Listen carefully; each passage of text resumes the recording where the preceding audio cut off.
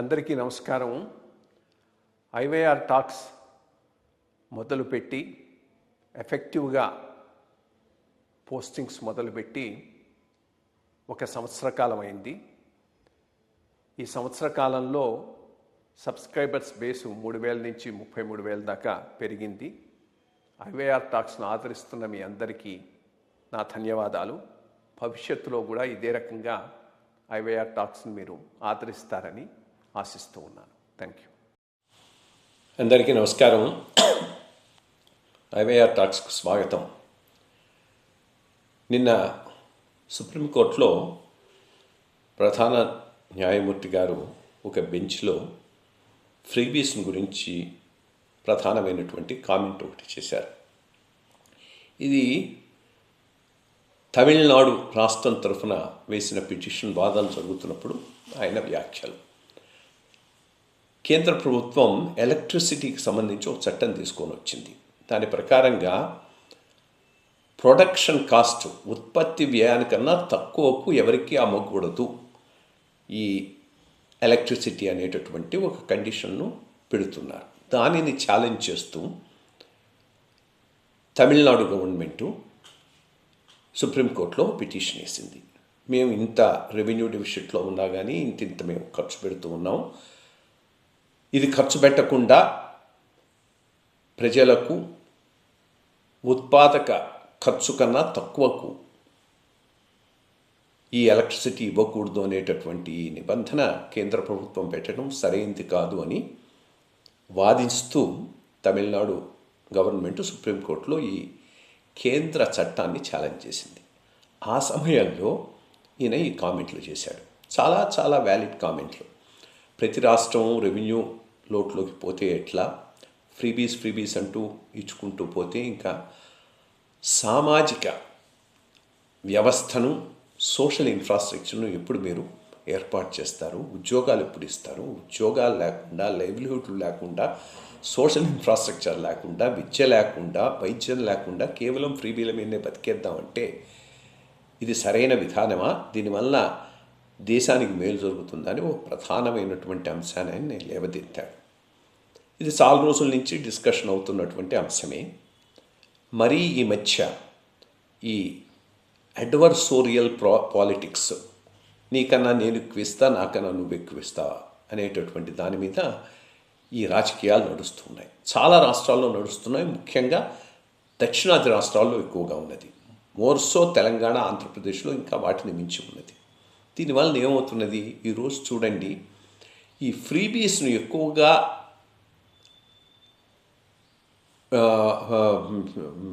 వాటిని ఇవ్వటానికి ఇష్టపడని రాష్ట్రాలు, ఏ రాష్ట్రాలు అయితే వీటిని ఎక్కువగా ఇవ్వటం లేదో ఆ రాష్ట్రాలన్నీ రెవెన్యూ మిగుల్లో ఉన్నాయి. ఉత్తరప్రదేశ్ రెవెన్యూ మిగుల్లో ఉంది, ఛత్తీస్గఢ్ రెవెన్యూ మిగుల్లో ఉంది, గుజరాత్ సరే ఎప్పుడూ రెవెన్యూ మిగుల్లోనే ఉంటుంది. గుజరాత్ దానికి మంచి స్ట్రాంగ్ ట్యాక్స్ బేస్ కూడా ఉంది కాబట్టి ఇంకా రెవెన్యూ మిగులు చక్కగా ఉంటుంది. మధ్యప్రదేశ్, ఉత్తరప్రదేశ్, ఛత్తీస్గఢ్, ఒరిస్సా, ఇవన్నీ మనం ఏవైతే బ్యాక్వర్డ్ స్టేట్స్ వెనుకబడిన రాష్ట్రాలు ఉంటున్నాయేమో అవన్నీ కూడా రెవెన్యూ మిగుల్లో ఉన్నాయి. అంటే భవిష్యత్తులో రాష్ట్ర ఆర్థిక వనరులు గట్టిగా ఉండేటటువంటి అవకాశం ఈరోజు వెనుకబడిన రాష్ట్రాల్లో ఉన్నది. అంటే దాని అర్థం ఇవి మంచి పునాదుల మీద ముందుకు పోతున్నాయి. మంచి పునాదుల మీద ముందుకు పోతున్నాయి అంటే భవిష్యత్తులో ఇక్కడ చాలా చాలా మార్పులు వచ్చేటటువంటి అవకాశం ఉంది. ఎందుకు? రెవెన్యూ సర్ప్లస్ను మెయింటైన్ చేస్తున్నారు, మిగులును చూపెడుతున్నారు. ఆ మిగులును దేని మీద ఖర్చు పెడుతున్నారు? మౌలిక సదుపాయాల మీద ఖర్చు పెడుతున్నారు, ఇన్ఫ్రాస్ట్రక్చర్ మీద. ఇన్ఫ్రాస్ట్రక్చర్ పెరిగే కొద్దీ కొత్త కంపెనీలు వస్తాయి, కొత్త ఎంప్లాయ్మెంట్ ఆపర్చునిటీస్ వస్తాయి,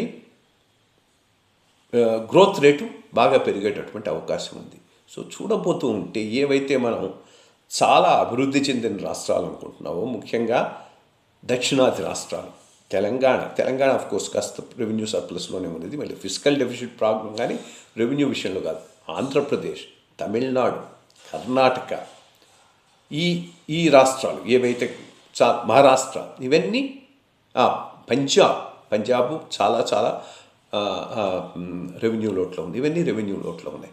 ఇంత పెద్ద పెద్ద రెవెన్యూ లోట్లు ఇంత ఫ్రీబీసు ఇస్తూ ఈ రాష్ట్రాలు భవిష్యత్తులో వీళ్ళ అభివృద్ధికి సరైనటువంటి పునాదులు లేకుండా పోతూ ఉన్నాయి. దీనివల్ల నష్టపోయేది దీర్ఘకాలంలో ఈ రాష్ట్రాలే. మనం ఏవైతే అభివృద్ధి చెందలేదు అనుకుంటున్న రాష్ట్రాలు రేపు చాలా ముందుకు వెళ్ళిపోయినా ఆశ్చర్యం లేదు, ఇవి వెనుకబడిపోయినా కానీ ఆశ్చర్యం లేదు. ఎందుకనంటే నువ్వు పెట్టుబడులు పెట్టండి, మౌలిక సదుపాయాలు కల్పించండి, విద్యా ఆరోగ్యం మీద ఖర్చు పెట్టండి, ఏ రాష్ట్రం కూడా ముందుకు పోలేదు. మరి దీనికి ఎట్లా బయటపడాలి? ఇది ఒక విషస్ సర్కిల్. ఇప్పుడు ఆయన ఇచ్చాడు, నేను ఇవ్వకపోతే నేను ఓడిపోతాను, కాబట్టి నేను ఇవ్వాలి. ఇట్లా ఒకళ్ళను మించి ఒకళ్ళు ఇవ్వటానికి పోతూ ఉంటే దీనికి ఎప్పటికీ ఒక ఫైనాలిటీ వచ్చేటటువంటి అవకాశం లేదు. దీనికి ఫైనాలిటీ రాజకీయ వ్యవస్థ తెచ్చేటటువంటి అవకాశం కూడా లేదు. ఇప్పుడు ఏవైతే ఆయన వ్యాఖ్యలు చేశారో ఆ వ్యాఖ్యలను ఆయనే సీరియస్గా తీసుకుని సుప్రీంకోర్టు లెవెల్లో ఒక బ్రాడ్ డైరెక్షన్స్ ఇవ్వండి. ఈ ఫ్రీబీలు, ఈ ఉచితాలు, వీటి వలన వచ్చేటటువంటి సమస్యల నుంచి రాష్ట్రాలు బయటపడేటటువంటి అవకాశం లేదు. దీనివల్ల అభివృద్ధి, ఎంప్లాయ్మెంటు దీర్ఘకాలంలో బాగా దెబ్బతినేటటువంటి అవకాశం ఉంది. రెండు రకాలుగా దీనిని కట్టడి చేయడానికి ఎలక్షన్ కమిషను, సుప్రీంకోర్టు ఇద్దరు ప్రయత్నం చేయొచ్చు. ఎందుకంటే రాజకీయంగా దీనికి ఒక ఫుల్ స్టాప్ పడుతుందని నేనైతే అనుకోవట్లేదు. ఇప్పుడైనా కానీ రాజకీయం అంటేనే షార్ట్ టర్మ్, వాళ్ళు ఇమ్మీడియట్ బెనిఫిట్ చూస్తారు. వాడు అనౌన్స్ చేశాడు, మనం చేయకపోతే మనకు ఓట్లు పడవేమోనని కాంపిటేటివ్ పాపులిజం అని మనం అంటూ ఉంటాము. పోటీ ప్రజాకర్షణ పథకాలు, దీని ద్వారానే ఇద్దరూ ముందుకు పోవటం జరుగుతుంది. దీనివల్ల రాజకీయంగా వీళ్ళల్లో ఒక అవగాహన వచ్చి ఈ ఉచితాల నుంచి బయటపడతారని అనుకోవటం పొరపాటు. ఊరిక ఆయన కూడా ఆ మాట అన్నాడు, రాజకీయంగా అందరూ కూర్చొని చేసుకోవాలంటే అది అయ్యే పని కాదు. ఇది రెండు రకాలుగానే కాగలుగుతుంది. మొట్టమొదటిది నేను ఎప్పటి నుంచో అంటున్నాను కూడా, ఇది ఎలక్షన్ మేనిఫెస్టోను బడ్జెటింగ్ చేయాలి. దీనికి కండిషను ఎలక్షన్ కమిషన్ పెట్టాలి. ఎలక్షన్ కమిషన్ తనంత తానైనా పెట్టవచ్చు. సుప్రీంకోర్టు డైరెక్షన్లో ఏదైనా ఇటువంటి కేసులను విచారిస్తున్న టైంలో డైరెక్షన్ ఇచ్చి ఎలక్షన్ కమిషన్ పెట్టమంటే ఈజీ అవుతుంది.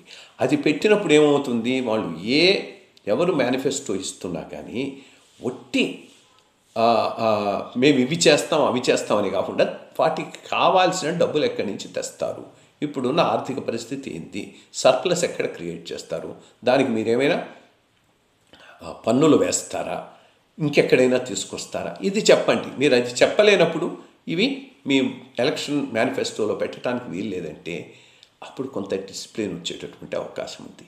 ఈ దిశగా ఎలక్షన్ కమిషను, సుప్రీంకోర్టు ప్రయత్నం చేస్తే బాగుంటుందని నేను అనుకుంటున్నాను. Thank you.